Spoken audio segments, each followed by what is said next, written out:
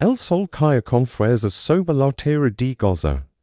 Era marzo delico 1173. El reino de Jerusalem temblaba. Una sombra enorme se acercaba. Esa sombra era Saladino, el guerrero más temido por los cristianos. Había jurado limpiar tierra santa de todos los francos. Como llamaban a los europeos, día. Saladino cumpliría su palabra. Detrás de él caminaban 26,000 hombres. Eran jinetes turcos, soldados egipcios, guerreros kurdos, todos querían pela, todos querían sangre. El ruido de sus pasos hacía temblar la tierra. Delante de ellos solo había una colina seca, huayracosa. Allí estaba Ascalón, una pequeña fortaleza. Parecía fácil de aplastar. Dentro vivían 500 hombres. Pero no eran hombres comunes. Vestían túnicas blancas y una cruz roja en el pecho. Corría el rumor entre los soldados. Dicen que la sangre de los infieles no manchaba el manto de los templarios. Era una superstición, una historia que ellos mismos contaban para asustar al enemigo. Pero esa mañana, los soldados de Saladino lo veían con sus propios ojos. Y el miedo les liga. Los huesos. Saladino miraba desde su colina. Su cara de piedra mostraba algo que nadie le había visto antes. Duda. 26,000 hombres no podían con 500. Sus soldados ya no peleaban con ganas. Miraban a esos fantasmas blancos. Y veían algo que no era humano. El sultán hizo cuentas. Si mataba a esos 300 locos que quedaban, perdería otros miles. Sus mayores hombres serían. Y todo para matar a unos fanáticos que querían morir. La victoria le saldría muy cara. Su ejército, el que necesitaba para tomar Jerusalén, quedaría herido de muerte. Además, la leyenda crecería. Si costaba tanto trabajo matar a 500, como sería pela contra todos los templarios, esa deuda era peor que perder 1000 hombres. Y entonces Saladino hizo lo que nadie esperaba, lo que sus generales jamás olvidaron, lo que él mismo recordaría hasta su último día. Mandó a tocar retirada. Los trompetas sonaron. El ejército más grande que había visto Tierra Santa comenzó a retroceder. Dejaron el campamento. Dejaron los muertos. Dejaron la pelea. Los soldados se fueron sin mirar atrás. Con el robo entre las patas, los templarios vieron como el mar de gente se alejaba. No gritaron de alegría. No saltaron. No celebraron. Solo se miraron unos a otros. Cubiertos de sangre, sucios, muertos de cansancio. Algunos lloraban en silencio. Otros rezaban dando gracias. La mayoría solo se senta en el suelo a respirar. Ascalón seguía en pie. 500 hombres habían vencido a 26,000. No matando a todos, sino rompiéndoles el alma. Saladino se fue cabalgando. No volvió la vista atrás. Pero esa noche en su tienda no dormió bien. Y ecos después, cuando hablaba con sus hombres sobre las grandes batallas, a veces se quedaba callado. Ellos sabían que estaba pensando en aquella amenaza en Gaza. En aquellos hombres de blanco que no morían. Esa batalla no cambió la guerra ese día, pero cambió algo más importante. Cambió lo que Saladino sentía en el pecho. Por primera vez, el gran sultán supo que había hombres a los que no podía vencer. Hombres que peleaban por algo más grande que la tierra o el oro. Eso, él nunca lo pudo olvidar. Cuando los soldados de Saladino se fueron, el campo de batalla quedó en silencio. Un silencio pesado, de esos que duran en los oídos. Los templarios estaban agotados. Sus brazos no podían más, sus caballos temblaban. Pero estaban vivos. Eso era un milagro que ni ellos mismos entendían. ¿O dónde se también caminaba entre los suyos? No. dicha nada, solo miraba, veía cuerpos de compañeros en el suelo, veía brazos cortados, cabezas partidas, sangre por todos lados, pero también veía ojos que le devolvían la mirada, ojos que decían, aquí estamos, no nos movemos. Los templarios empezaron a recoger a sus heridos, los metían dentro de la fortaleza con cuidado. No había médicos buenos, solo algunos monjes que sabían curar a heridas. Usaban vino para limpiar la sangre, tropas para tapar los cortes, huesos para el alma. Los que estaban muy mal recibían la extremaunción hoy mismo en el suelo de piedra. Mirando al techo, dentro de Ascalon no había fiesta, no había abrazos de alegría. Los templarios no celebraban la victoria como celebrarían otros soldados. Para ellos, haber sobrevivido no era un mérito. El mérito era haber cumplido. Haber hecho lo que tenían que hacer. Nada más. O don se senta en un rincón, solo. Un joven caballero se acerca con un poco de agua. El muchacho temblaba todavía. Sus manos no paraban quietas. O don lo miraba entendía. El chico había visto cosas que no se borran fácil. Había matado hombres. Había visto morir amigos. Eso marca, tranquilo, dijo o don en voz baja. Lo hiciste bien. El muchacho no respondió. Solo asintió y se fue. En la guerra no hay tiempo para cenar. El cenar viene después cuando todo termina. Afuera, en el campo, los saracenos habían dejado muchas cosas, tiendas, comida, armas, caballos muertos. Algunos templarios salieron a recoger lo que servía. Encontraban cuerpos de enemigos y los apartaban, no por odio, sino para que no apestaran. Encontraban también cuerpos de hermanos. Esos los levaban adentro con más cuidado. Los iban a enterrar en tierra sagrada como merecían. Un templario mayor de Barbacanosa se arrodilló junto a un compañero muerto. Le cerró los ojos con la mano. Susurró una oración rápida. Luego se levantó y siguió trabajando. No había tiempo para llorar. El llanto era un lujo que no podían darse. Mientras tanto, Saladino cabalgaba con su ejército en retirada. Sus hombres iban cabizbajos, nadie hablaba, nadie reía. Los tambores de guerra estaban guardados. Las banderas ondeaban flojas sin viento, como si ellas también estuvieran tristes. El sultán miraba a los suyos y sentía algo raro. Por primera vez, vio miedo en caras que nunca habían tenido miedo. Vio soldados veteranos que miraban hacia atrás, como esperando que los fantasmas blancos aparecieran de nuevo. Eso le dolía más que perder la batalla. Esa noche, en el campamento nuevo que armaron los de Ascalon, Saladino reunió a sus jefes. Estaban en una tienda grande, con alfombras en el suelo y lámparas de aceite. Nadie quería hablar primero. Todos miraban al suelo. Al final, un general viejo, de esos que han visto muchas guerras, levantó la mano. Mi sigo, dijo. Esos hombres no son normales. Pelan como si no les importara morir. Pelan como si ya estuvieran muertos. Saladino asintió. Los conozco, dijo. Son los templarios. No tienen miedo por creen que el cielo los espera. Para ellos, morir es ganar. Otro general, más joven y caliente, solta. Pues si quieren morir, demostramos su gasto. Volvamos mañana con más hombres.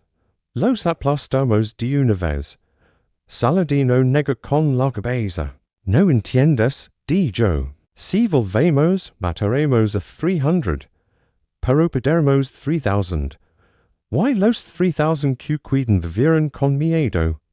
Es miedo no se quita con nada. Es miedo se quita en los huesos. Los generales se miraron entre ellos. Sabian q Saladino tenio razon. Po les costaba aceptalo. 26,000 hombres vencidos por 500. Era una vigenza q lavarian toda la vida. En Ascalon, pasaron los días. Los templarios repararon los muros, limpiaron las armas. Enterraron a los muertos, la vida seguía. Legaron noticias de Jerusalén. El rey había sabido de la batalla. Mondoba felicitations y promesa enviar más hombres y comida. Pero los templarios no necesitaban felicitations. Necesitaban descanso. Odon recibió a los mensajeros del rey con cortesia. Les dio de comer, les dio un lugar para dormir. Pero no celebró con ellos. Cuando le preguntaron, ¿cómo lo habían logrado? Él respondió simple, Dios quiso. Los mensajeros querían más detalles. Querían historias emocionantes para levar al rey. Pero Odon no era hombre de muchas palabras. Si querían historias, dijo, vayan al campo y miren los cuerpos. Ahí está la historia. Y era cierto. El campo alrededor de Ascalón estaba lleno de huesos. Huesos de soldados de Saladino. Hasta donde alcanzaba la vista, se veían restos de la batalla. Los pitres daban vueltas en el cielo. Los perros salvajes se peleaban por la carroca. El ola era fuerte, imposible de aguantar. Los templarios no limpiaron el campo. Lo dejaron así, como advertencia. Que todo el que venga sepa lo que pasa aquí. Que ven los huesos y piensan dos veces antes de atacar. Las semanas pasaron. Saladino no volvió a Ascalón. Su ejército se retira a Egipto a descansar y recuperarse. Pero el sultán no olvidaba. En las noches, cuando todos dormían, él se quedaba despierto pensando, dando vueltas a lo mismo. ¿Cómo pudo pasar? ¿Cómo 500 hombres detuvieron a 26,000?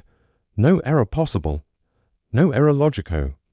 Y sin embargo, había pasado. Sus consejeros notaban que algo le pasaba. Estaba más calado, más serio. A veces se quedaba mirando el horizonte hacia el norte, hacia donde quedaba Ascalón. Uno de ellos se atrevió a preguntarle, ¿me sigo?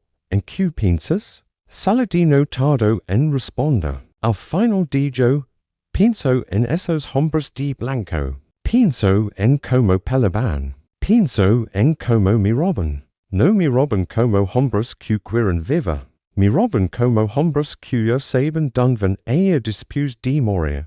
El consejero no supo qué decir. Nunca había oído a Saladino hablar así. El sultán siempre era seguro, siempre tenía un plan. Pero ahora parece duda. ¿Y eso daba miedo? Pasaron los secos. Saladino siguió peleando. Siguió ganando batallas. Siguió conquistando tierras. Pero algo había cambiado en él. Algo que no se veía pero se sentía. En 1187, 14 años después de Ascalón, Saladino por fin logró su gran sueño. Tomó Jerusalén. Los ejércitos cristianos cayeron. La ciudad santa volvió a manos musulmanas. Fue su mayor victoria, la que todos recordarían. Pero esa noche, en Jerusalén, rodeado de sus generales felices, Saladino no sonreía del todo. Alguien le preguntó, ¿me sigo? ¿Por qué esa cara? Hoy es el día más grande de tu vida. Saladino mira su alrededor. Vio los murales, las torres, las mezquitas. Y dijo, sí, hoy ganamos. Pero nunca olvidan Ascalón. Nunca olvidan que 500 hombres nos detuvieron. Eso significa que estos francos no se rinden fácil. Que volverán. Que siempre volverán. Sus palabras sonaron como una maldición. Y tuvo razón.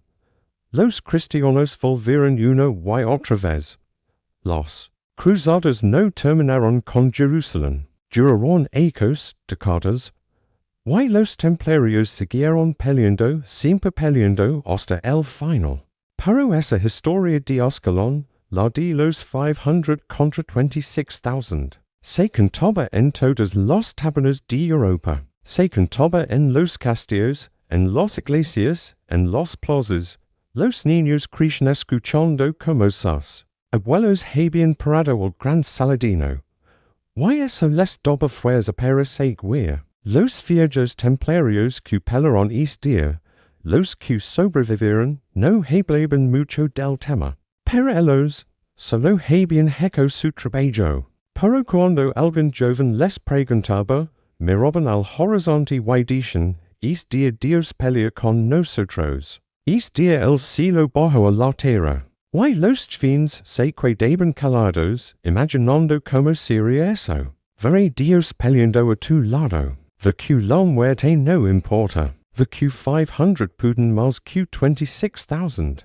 Saladino murió en 1193. En su lecho de muerte, rodeado de familiares y consejeros, pidió que lo leyeran el Corán. Pero en un momento, entre un verso y otro, abrió los ojos y dijo, Ascalon. No olvidan Ascalon. Fueron sus últimas palabras claras. Luego cerró los ojos y se fue. Sus hombres se miraron. El gran sultán, el que unió el Islam, el que tomó Jerusalén, el que venció a reyes y ejércitos. En su última hora recordó a 500 hombres de blanco en una colina perdida. Eso es lo que lograron los templarios este día. No solo salvaron una fortaleza, no solo mataron soldados enemigos, metieron miedo en el corazón del hombre más poderoso de su tiempo. ¿Why es miedo? Esa duda, esa pregunta sin respuesta, los acompañó hasta la tumba. Ascalon quedó en ruinas con los siglos, los piedras se cayeron, el viento borró los marcas de sangre. Pero la historia siguió viva. Porque hay cosas que no se borran. Hay cosas que quedan grabadas en la memoria de los pueblos. Why todavía hoy? Cuando alguien cuenta esta historia, los que escuchan se preguntan lo mismo que Saladino. ¿Cómo? ¿Cómo 500 pudieron con 26,000? La respuesta es simple y complicada a la vez. No fue solo por los espadas. No fue solo por los caballos. Fue por lo que levaban dentro. Por una fe que movía montañas. Por una certeza de que la muerte no era el final. Por un amor algo más grande que ellos mismos. Eso no se entrena. Eso no se compra. Eso se tiene o no se tiene. Why es día? Esos 500 lo tenían hasta los huesos. Why por eso ganaron. Los ecos pasaron y la batalla de Ascalon se convirtió en leyenda. Pero los hombres que pelearon este día no eran leyendas. Eran personas de carne y hueso. Tenían miedos, dudas, sueños. Y después de la batalla, tuvieron que seguir viviendo con lo que vieron y lo que hicieron. Uno de esos hombres se llamaba Roberto de Tripoli. No era un caballero famoso. No era un jefe important. Era un soldado más de esos que hacen el trabajo sucio. Antes de Ascalon, Roberto creía que morir por Dios era bonito. Después de Ascalon, supo que la muerte no tiene nada de bonita. Roberto tenía 30 años cuando pelea esa batalla. Había llegado a Tierra Santa buscando perdón por sus pecados. En su juventud había hecho cosas malas, cosas que no quería recordar. Los templarios le dieron una oportunidad. Le dieron un manto blanco y una espada. Le dijeron que peleando por Dios limpiaría su alma. Y él les creyó. La noche antes de la batalla, Roberto no durmió. Se quedó mirando el techo de piedra de la fortaleza. Pensaba en su madre, que había muerto hacía atrás. Pensaba en su pueblo en Francia, en los ríos don pescaba de nigo. Pensaba que tal vez no volvería a ver nada de eso. Cuando sonó la orden de montar, Roberto sintió que las piernas no le respondían. Pero montó igual. Agarró la lanza con fuerza y salió con los demás. En la oscuridad, solo veía las espaldas del caballero de adelante. No sabía dónde van. Solo sabía que iban a pelear. La carga fue un caos. Roberto no entendía nada. Veillas sombras q corian, gritos en idiomas raros, fugo por todos lados, su lanza se clava en algo blando, luego no pudo sacarla. Solta la lanza y agarro la espada. Empezó golpe todo lo que se movía. No sabía cuánto tiempo pasó. Perdió la noción de todo. En un momento, su caballo cae. Roberto rodó por el suelo. Se levantó rápido, con la espada en alto. Un soldado enemigo venía hacia él. Roberto le clava la espada en el cuello. El hombre cae con los ojos abiertos. Roberto lo mira. Era joven, más joven que él. Tenía barba negra y dientes blancos. En otra vida, tal vez podrían haber sido amigos. En esta vida, Roberto lo había matado. No tuvo tiempo de pensar. Otro enemigo liga. Why otro? Why otro? Roberto peliba sin parar. Sus brazos ardían. Su cabeza zumbaba. Pero seguía. No podía parar. Si proba moría. Cuando amaneció y los sarracenos se fueron, Roberto se encontró sentado en el suelo, entre cuerpos. No sabía cómo había llegado allí. Mira sus manos. Estaban rojos de sangre. No sabía si era suyo de otros. Probablemente de otros. Un compañero lo ayuda a levantarse. Vamos. Hermano, di yo. Heque recoger a los nuestros. Roberto asintió y caminó como un autómata. Ayuda a cargar cuerpos. Vio amigos muertos. Vio pedazos de gente que no podía reconocer.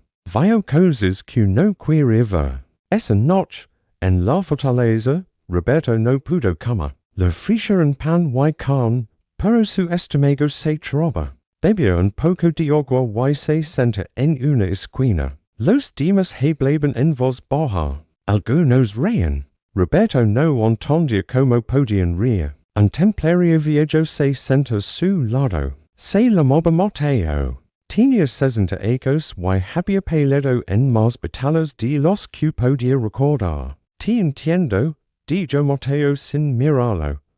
La primera vez es la peor. Roberto no respondió. Mateo siguió hablando. Vas a socar con esto. Vas a ver sus caras cuando cierres los ojos. Te ve doler. Pero pasa.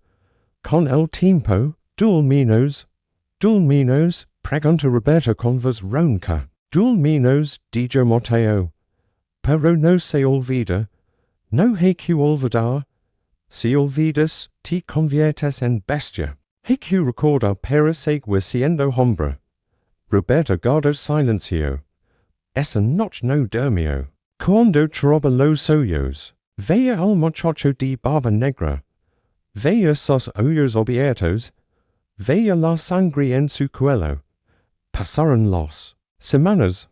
La vida en Ascalón volvió a la rutina. Guardias, oraciones, entrenamiento, comida. Roberto hacía todo sin pensar. Su cuerpo se movía solo. Su cabeza estaba en otro lado. Un día, llegaron noticias. El rey de Jerusalén quería conocer a los héroes de Ascalón. Quería darles gracias en persona. Los templarios eligieron a unos cuantos pero era la corte.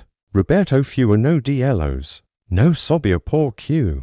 Tal vez porque había sobrevivido. Tal vez porque no. El viaje a Jerusalén duró 2 días. Roberto nunca había visto la ciudad santa. Cuando entró por las puertas, se quedó mirando las piedras, las iglesias, la gente. Había peregrinos. De todos lados, mercaderes, curas, soldados. Era un mundo distinto.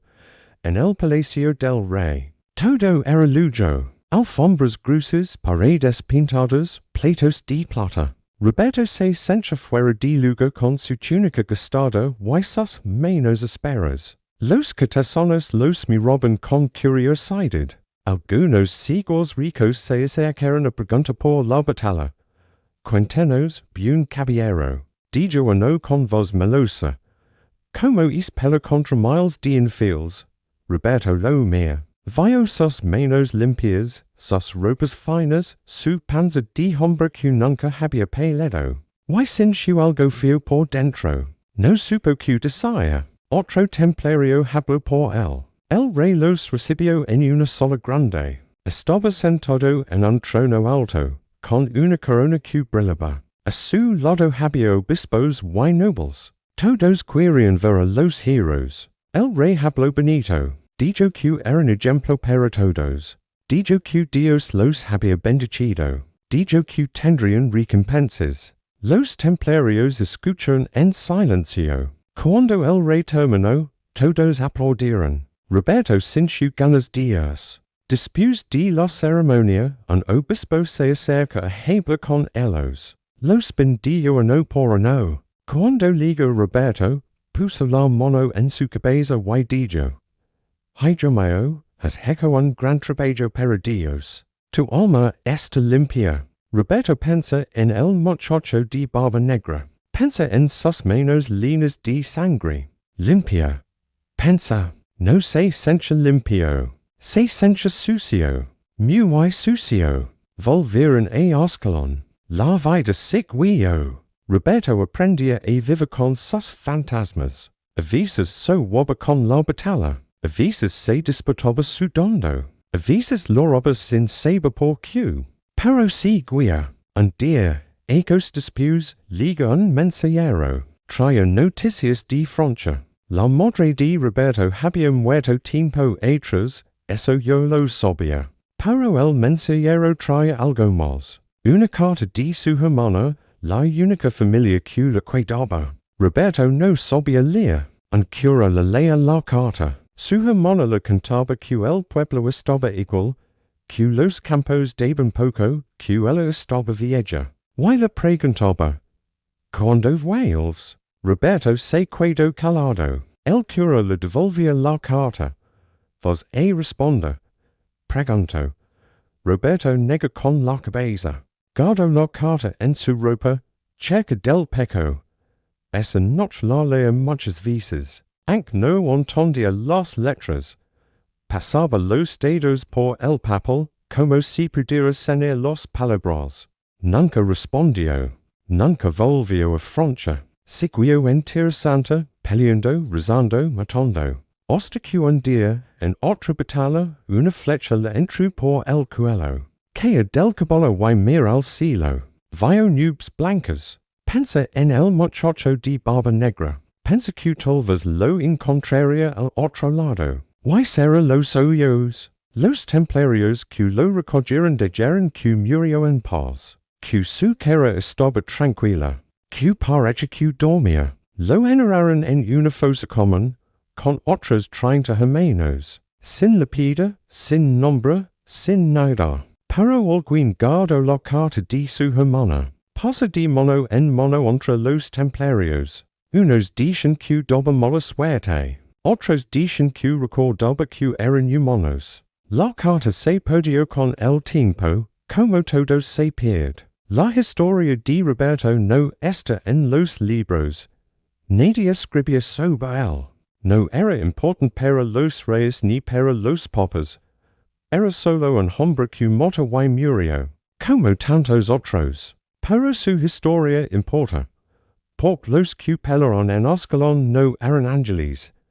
Eran personas. Con miedo, con dudas, con recuerdos que dolían. Mataron porque tenían que matar. So, brevivieron porque tuvieron suerte. Y vivieron después con lo que hicieron. Eso es lo que la gente olvida cuando cuenta batallas. Olvidan que detrás de cada espada hay un hombre. Que detrás de cada hombre hay una madre, un pueblo, una infancia. Que los heroes también lloran. Que los valientes también tienen miedo. Saladino nunca supo de Roberto. Nunca supo que uno de los hombres que lo detuvieron en Ascalón era un campesino francés. Que buscaba perdón. Que es hombre mató un joven de barba negra y nunca lo olvidó.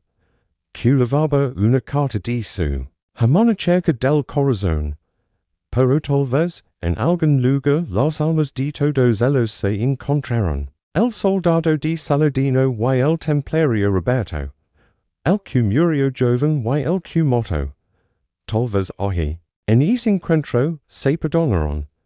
Tolvas entendieron que solo Haitian lo que les mondaban. Que la guerra no la hacen los que mandan, sino los que obedecen. Tarik se sentó solo, lejos de las tiendas. Miraba el horizonte y no pensaba en nada.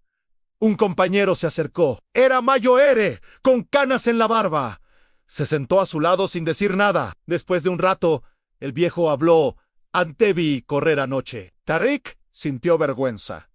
Pero el viejo siguió. Hiciste bien. Correr no es malo. Malo es quedarse a morir sin sentido. Tarik lo miró. ¿Usted corrió también? El viejo sonrió, triste. Corrí como todos. Los que dicen que no corrieron, mienten o están muertos. Tarik no supo qué decir a él. El viejo siguió. Esos hombres de blanco no son normales. He peleado 30 años. He visto valientes, he visto locos, he visto todo. Pero eso no era normal. Eso era otra cosa. ¿Qué cosa?, preguntó Tarikan. El viejo tardó en responder. No sé. Algo que no entiendo. Peleaban como si ya estuvieran muertos. Como si no les importara nada. Eso da más miedo que cualquier cosa. Se quedaron callados mucho rato. Al final, el viejo se levantó. Vas a soñar con esto, dijo. Todos soñamos, pero pasa con el tiempo. Pasa o te acostumbras a nunca sé cuál de las dos. Tarik no soñó esa noche. No pudo dormir. Cada vez que cerraba los ojos, veía al hombre de blanco partiendo a su amigo en dos. Veía sus ojos sin parpadeo. Veía la sangre. Pasaron los meses. El ejército de Saladino se reorganizó. Hubo otras batallas, otras victorias. Tarik peleó en muchas. Mató más hombres. Aprendió a no pensar. Aprendió a hacer su trabajo. Y ya. Pero algo había cambiado en él. Antes de Ascalón, Tarik creía que los francos eran débiles, que Dios estaba de su lado, que todo iba a ser fácil. Después de Ascalón, supo que no. Supo que al otro lado también había hombres duros. Hombres que no tenían miedo. Hombres que podían morir matando. Eso lo hacía pelear diferente. Más cauto, más lento. Sus compañeros notaron el cambio. Algunos le decían que se había vuelto cobarde. Él no respondía, dejaba que dijeran. Un día, en una batalla cerca de Damasco, Tarik se encontró frente a un caballero franco. No era templario, era de otra orden, pero parecía igual. Grande, pesado, con una cruz en el pecho. Los dos se miraron un segundo. Tarik pensó en Ascalón, pensó en los ojos sin parpadeo. El franco atacó primero. Tarik esquivó y contraatacó. Su lanza encontró un hueco en la armadura. El hombre cayó ante Tarik. Lo miró en el suelo. El franco lo miraba con ojos de dolor, de miedo. Ojos humanos, no como aquellos de Ascalón. Tarik no lo remató. Pasó de largo. No sabía por qué. Tal vez porque ya estaba harto de matar. Tal vez porque ese hombre le recordó que todos, francos o musulmanes, sienten miedo. Todos menos aquellos de blanco. Años después, Tarik dejó el ejército. Volvió a su pueblo en las montañas. Sus hermanos lo recibieron con fiesta. Sus sobrinos querían que contara historias de guerra. Él contaba algunas, las que no dolían, las de victorias fáciles, de botines grandes, pero nunca contó a Ascalón. Cuando sus sobrinos le preguntaban por los templarios, él cambiaba de tema. Decía que eran como todos. Mentira. No eran como todos, pero no podía explicarlo. No encontraba palabras para decir lo que sintió esa noche. El miedo, la confusión, la certeza de que esos hombres no eran de este mundo. En las noches de luna llena, a veces Tarik se despertaba sudando. Había visto la misma cara toda su vida. La cara del hombre de blanco partiendo a su amigo. Los ojos, sin parpadeo, la sangre. Su mujer, acostada a su lado, le preguntaba qué pasaba. Nada, respondía él, sueños nomás. Volvía a acostarse y miraba el techo. hasta que amanecía. Un día, un viajero pasó por el pueblo. Venía de Damasco y traía noticias. Saladino había muerto. Terrico escuchó en silencio. Preguntó cómo había sido. El viajero contó que el sultán murió en paz, rodeado de los suyos. Pero alguien dijo que sus últimas palabras fueron sobre una batalla vieja, una batalla en Ascalón. Tarik sintió un escalofrío. Así que él tampoco olvidó. Pensó. Así que él también soñó. Esa noche, Tarik se sentó fuera de su casa y miró las estrellas. Pensó en todos los que habían muerto. Los suyos. Y los otros. Pensó en el hombre de blanco que partió a su amigo. Pensó en el franco que no remató en Damasco. Pensó en Saladino, el gran líder, muriendo con el nombre de Ashkelon en los labios. Y entendió algo. Todos los que estuvieron ahí esa noche llevaban una marca invisible que no se borraba con los años, una marca que los acompañaba a donde fueran. Los templarios la llevaban también, aunque ellos creyeran que Dios los protegía. Todos llevaban la misma marca, la marca de haber visto algo que no debía ser posible. Tarik murió viejo, rodeado de nietos. En sus últimos días, a veces hablaba solo. Su familia no entendía lo que decía. Hablaba de una noche oscura, de fuego, de hombres de blanco. Hablaba de un amigo que murió partido en dos. Hablaba de ojos sin parpadeo. Un nieto, el más chico, se acercó una vez y le preguntó a un abuelo, ¿qué es eso que ves? Tarik lo miró con cariño. Nada, hijo, solo cosas viejas. Cosas que pasaron hace mucho. ¿Eran malas?, preguntó el niño. Tarik pensó un rato. No sé, dijo al final. No sé si eran malas o buenas. Solo sé que pasaron y que no se olvidan. El niño no entendió, pero asintió. Los abuelos dicen cosas raras a veces, pero hay que escucharlos, porque saben cosas que uno no sabe. Tarik murió una noche de invierno, mientras todos dormían. Su mujer lo encontró en la mañana, con los ojos abiertos, mirando al techo, pero en su cara había paz, como si al final hubiera encontrado lo que buscaba. Lo enterraron en la colina, mirando hacia el sur, hacia donde quedaba Ascalón, hacia donde todo empezó. Y aunque nadie lo supo, esa noche, en el cielo, dos almas tal vez se encontraron, la de Tarik y la de su amigo partido en dos. Y ahí, en ese encuentro, la guerra terminó para siempre. El tiempo pasa y todo se olvida, o casi todo. La batalla de Ashkelon quedó en los libros, en las crónicas que los monjes escribían con letra cuidada. Pero los libros no cuentan todo, no cuentan lo que sintieron los que estuvieron ahí, no cuentan las vidas que siguieron después. Pasaron sin ecos, luego 200, los templarios desaparecieron. Un rey de Francia, Felipe el Hermoso, los persiguió, los mató, los quemó en la hoguera. Quería su dinero, sus tierras, su poder. El viernes 13 de octubre de 1307, cayeron todos. El mismo viernes que la gente de Davia recuerda, como de mala suerte.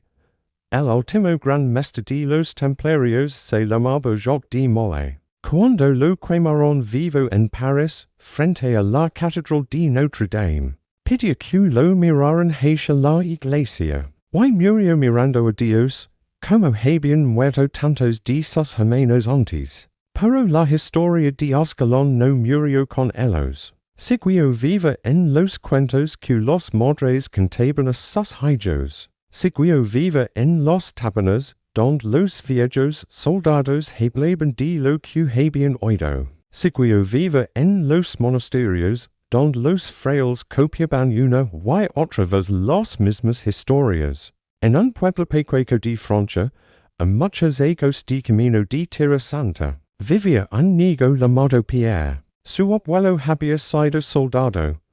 No templario, de esos yo no quedaban. Había sido soldado del rey, en guerras más cerca de casa. Pero el abuelo conoce historias. Los había oído de su abuelo, que los había oído de otro, hasta liga muy atrás. Pierre se sentaba junto al fuego y pedía: Abuelo, cuéntalo de los hombres blancos. El abuelo sonreía, llenaba su pipa, y empezaba: Hochi mucho tiempo, cuando tierra santa eran vuestra. Había unos caballeros con túnicas blancas y una cruz roja. Eran los más valientes de todos. Un día, miles de sarracenos vinieron a matarlos. Eran tantos que no se podían contar. Cuantos, abuelo, muchos, como hormigas, como estrellas. Pero los hombres blancos no tuvieron miedo. Salieron de su castillo en la noche. Cuando todos dormían, y cayeron sobre los sarracenos como un rayo. Mataron a miles. Y los que quedaron eran tan asustados que nunca volvieron. Pierre abrió los ojos grandes. Y los hombres blancos no murieron. Algunos sí.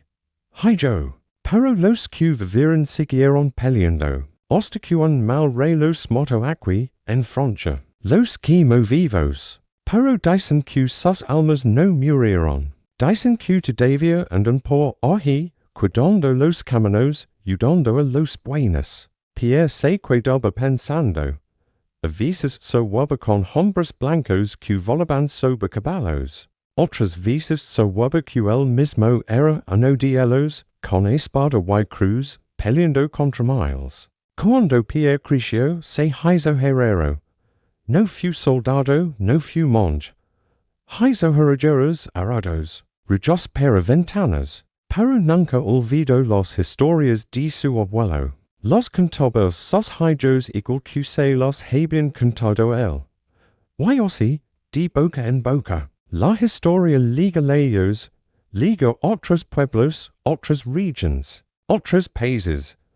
Cada uno ponía algo suyo. Unos dicen que los templarios eran gigantes. Otros dicen que tenían poderes mágicos. Otros dicen que todavía existen, escondidos en montañas, esperando el momento de volver. Interesante, mientras tanto las cosas habían cambiado. Los musulmanes se quedaron con la tierra. Construyeron mezquitas donde antes había iglesias. Cambiaron los nombres de los pueblos. Ascalon. La fortaleza de los 500 se quedó pedazos. Sus piedras sirvieron para hacer otras cosas, otras murallas. Pero los viejos del lugar, los más ancianos, también contaban historias. Ellos no hablaban de templarios. Hablaban de unos hombres de blanco que pelearon contra el gran Saladino. Dicen que esos hombres no eran humanos. Dicen que Dios los protegía. Dicen que por eso perdieron. Un anciano de Gaza, llamado Yusuf, contaba a sus nietos, mi abuelo me contó que su abuelo le contó. Había una batalla aquí cerca en Ascalon. El sultán Saladino, que Dios lo tenga en su gloria, levaba miles de soldados, los mayores, iba a ganar, seguro. Pero los francos de blanco salieron de noche y lo atacaron. Pelearon como demonios.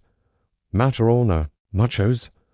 Y Saladino tuvo que huir, porque abuelo preguntaba a niego, porque eran especiales. Tenían un pacto con su Dios les prometía el cielo si morían peleando. Así que no les importaba morir. Y un hombre que no le importa morir es el más peligroso del mundo. Los niños ascension. Serios. Luego preguntaban. ¿Y todavía hay hombres así? El anciano negaba con la cabeza. Yo no sé. Acabaron. Pero a veces, en las noches de tormenta, cuando el viento silba fuerte, algunos dicen que se oyen caballos. Caballos que galopan sin hacer ruido. Caballos de hombres blancos que todavía vigilan. En Europa, los templarios se convirtieron en leyenda. Los reyes los usaban para sus cuentos. Los curas los ponían de ejemplo. Los poetas escribían versos sobre ellos. Pero nadie sabía bien la verdad. La verdad se había perdido con los secos. Hasta que un día, ya en tiempos más modernos, llegaron los arqueólogos. Hombres de ciencia que buscan huesos y piedras. Para entender el pasado, fueron a Ascalon, a la colina donde estuvo la fortaleza. Empezaron a Cavar, encontraron cosas viejas, monedas, pedazos de cerámica, huesos, muchos huesos de hombres, de caballos, marcas de fuego en los piedras, todo contaba que había pasado algo grande. Uno de los arqueólogos, un español llamado Miguel, encontró algo raro. Era una cruz pequeña, de metal, muy gastada. Una cruz de 8 puntos, como los que usaban los templarios. La limpió con cuidado y la miró al sol. Pensa en los hombres que la habían levado, en sus manos, en su sudor, en su sangre.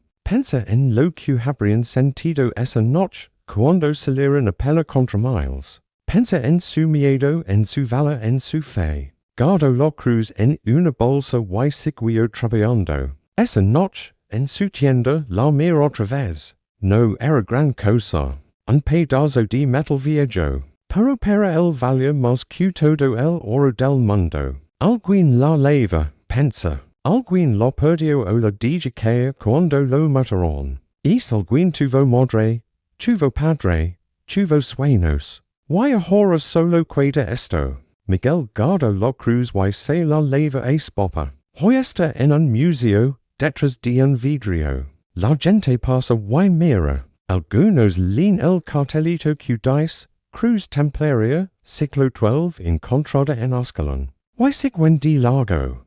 No saben lo que significa. No saben que esa cruz vio una noche de fuego y sangre. En Jerusalén, la ciudad que tanto pelearon, hoy conviven judíos, musulmanes y cristianos, no siempre en paz. Pero conviven. Hay muros, hay divisions, hay problemas. Pero también hay gente que intenta vivir nomás. Como siempre, en una calle vieja de la ciudad, hay un café pequeño. Lo atiende un hombre llamado Ibrahim. Su familia lleva generations allí.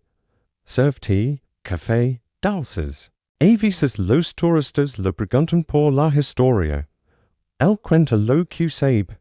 Una vez, un turista español le preguntó, ¿usted sabe algo de los templarios? Ibrahim se encogió de hombros. Son historia antigua. Pasaron hace mucho. El español insistió. Pero hay una batalla famosa en Ascalon. 500 templarios contra 26. De Saladino. ¿Lo conoce, Ibrahim Asincha? Sí, lo conozco. Mi abuelo contaba algo de eso. Dice que esos francos eran muy valientes. O muy locos. Nunca supe bien. Los dos se quedaron calados tomando té. Afuera, el sol caía sobre las piedras viejas. Las mismas piedras que vieron pasar a Saladino, a los templarios, a todos. El español pagó y se fue. Ibrahim recogió los tozos y los lavó. Pensa en lo que había dicho el turista. 500 contra 26,000. Sonaba imposible. Pero las cosas imposibles a veces pasan. Esa noche, antes de cerrar, Ibrahim se asomó a la puerta. Mira las estrellas. Pensa en todos los que habían pasado por allí. Los de antes y los de ahora. Los que ganaron y los que perdieron. Los que mataron y los que murieron. Y pensa que al final, todos son lo mismo.polvo.recuerdo.historia. La batalla de Ascalon no cambió el mundo. No detuvo las guerras. No trajo la paz. Solo fue un día en que unos hombres hicieron algo que parece imposible. ¿Y es algo? Por alguna razón no se olvidó. Saladino murió pensando en eso. Los templarios murieron pensando en eso. Los soldados rusos, como Tariq y Roberto, murieron pensando en eso. Y los que vinieron después. Los niños que escuchaban historias junto al fuego, también pensaron en eso. Por las historias de Valaqueden. Las historias de hombres comunes haciendo cosas extraordinarias queden.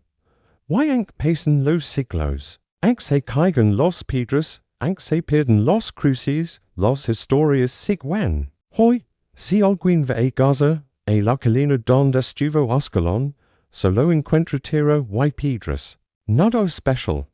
Pero si se queda quieto y escucha, solo tal vez, oiga algo. El viento que silba.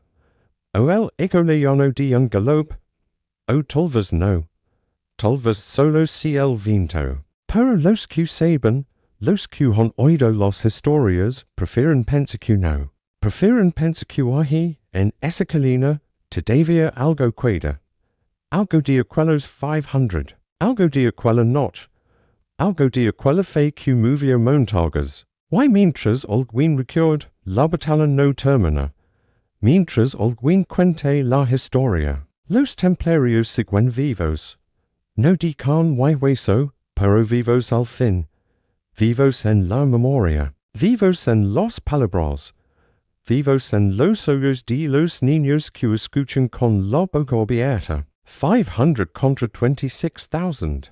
Sueña e mentira. Sueña e cuento. Pero paso.